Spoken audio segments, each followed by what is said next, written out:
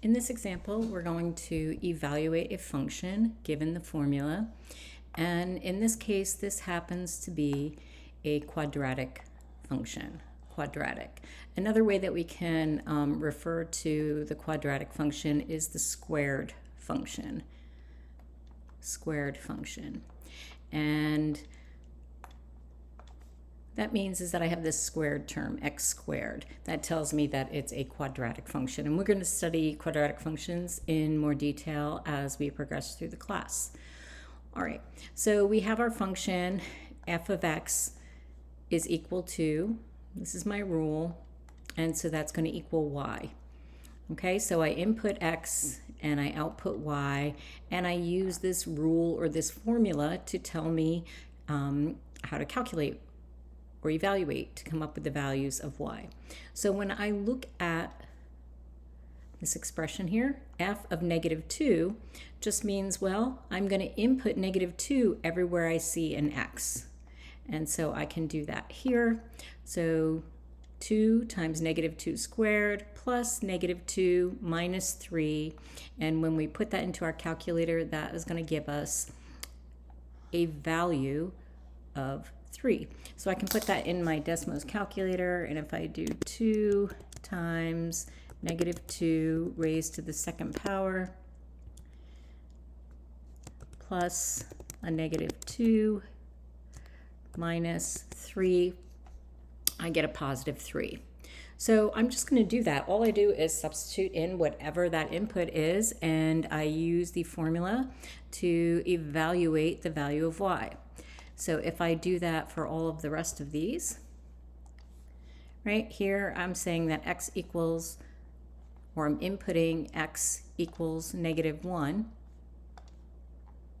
Okay. And so everywhere there was an x in the formula, I'm going to put a -1.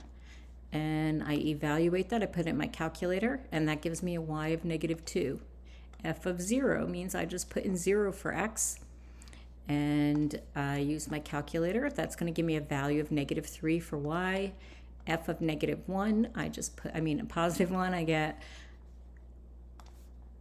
a y value of 0. And the last one, f of 2, I'm just going to put in 2 everywhere there's an x, and that gives me a y value or an output of 7. So I could also write this as an input-output table, which I've done here. So I input x and I output y. So in this case, when I input -2, I get an output of 3. Input 2, output 3. When I input -1, I get an output of -2. -1, -2, and so forth. And I can graph these then. So here it is, this function where I take each of the inputs and outputs that I calculated, and I graph those select points. So -2, positive 3. Okay, this is my x, or my inputs, and my y's. So if I want to plot this point, I come over to -2, and then I come up to 3. Right, so each one of these points is graphed here, and I can see that this is a quadratic when I graph it. So I want to add, we're going to go into domain and range a lot more in later units, but here, are there any inputs that are excluded from the domain? So are there any x values I can't put in here?